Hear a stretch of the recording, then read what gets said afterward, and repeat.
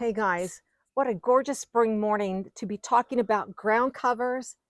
Not so much about the ground cover, but the fact that sometimes we forget how beautiful the blooms are. And I have several I can show you. Because ground covers do more than just, they hold the moisture. They are great weed suppressors.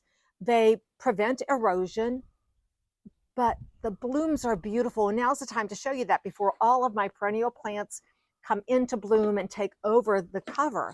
So we're going to start here, and you can see some of my favorites are right here. You know, the creeping phlox not only looks nice laying in the bed, but it's made to come over a rock support or a wood support.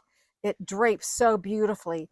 And right in the middle of the creeping phlox, which is the pink flower, is the blue flower that you see, and that's Ajuga, which is another great ground cover. That both of these do well in sun or shade, and they give you this punch of color in the spring. In the spring. And plants can what, come what you need to say? in the spring. In the spring. Now, Yeah. Reg, right behind you, behind that globe arborvitae, is some sweet woodruff and another nice ground cover.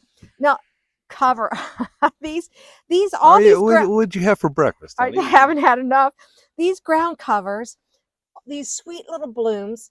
They say there's a sweet little scent to the sweet woodruff, but it would take a lot of these little flowers, Reg, I think, to give me a scent. They're all deer resistant, and I don't know much about rabbit resistance because we don't have that problem. We don't have rabbits. And all of the ground covers we're discussing today are not invasive to me. And my gardens are, the garden started 30 years ago, but all of my ground covers are at least 20 years old, and I don't find any of them. Even the sweet woodruff that goes under the deck? Yeah, I mean, it might go under the deck, but I don't see it. That's true. But the only one that I have found to be, that I know could be invasive or aggressive is a better word, and I wanted it to be aggressive, is the Pachysandra that is under our beautiful Japanese maple that is all leafing out. And this is a slope that I didn't really want to have to garden on. And the Pachysandra, though, because it's encased in stone walls, not only on the front by the pond, but going up the bank that I always take that mower up, that Reggie made steps for me this year, there are stones to prevent it from getting out of its bounds. And so Pachysandra is a ground cover that's great for a slope, great to hold erosion back, and it has a sweet little bloom. It's through blooming. It bloomed earliest right out of winter, and it stays evergreen in our area. Yeah, I like that. It just covers that up. It does cover that up, and it stays nice and evergreen. The nice thing too, it controls the runoff of the water.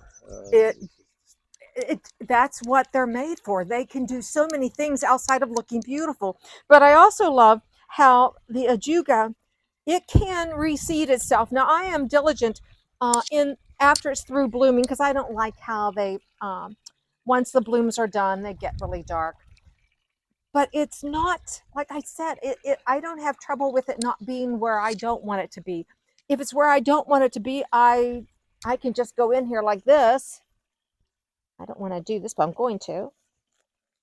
And you can take it out just like this and plant it somewhere else if you wanted to. Put it somewhere else, yeah. Yeah.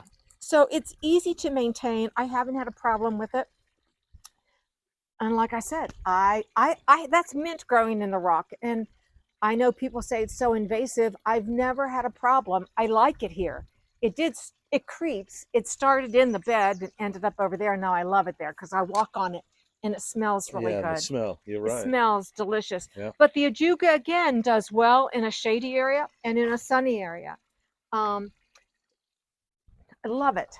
I think my favorite, though, is the creeping phlox. And this is a great show. I have it on a slope in the front yard, but I love this look, how it comes in cascades over these rocks. And it does have a beautiful scent. It stays green. All of these ground covers once their blooms are through, for us here in Zone 6, they stay green. The Ajuga stays with us through the winter.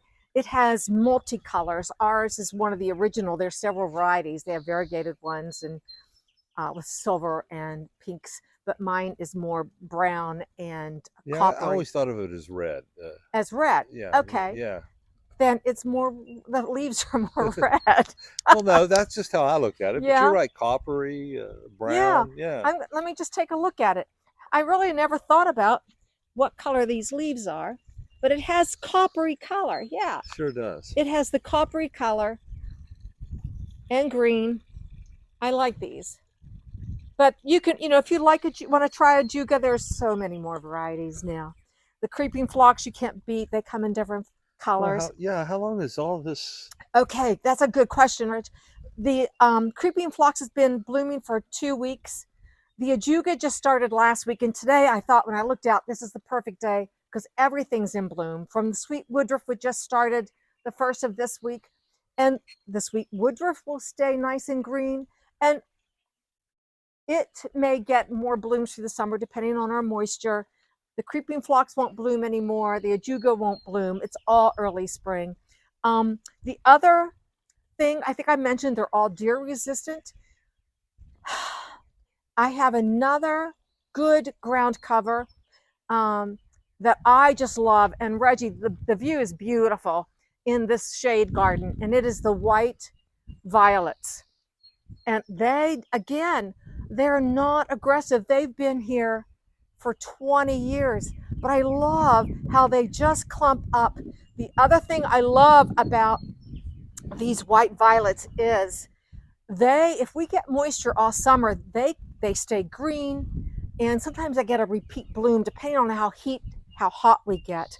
But right now, with the beautiful hosta and my Solomon seal, which is just beautiful in bloom, and the variegations gorgeous with their sweet little flowers that are just so delicate. I just love how this bed looks. It has a little green edge. Sweet, sweet, sweet. But to me too, I think my hostas act like a ground cover once they're in full bloom. They take over the bed, they protect the soil, they hold the moisture.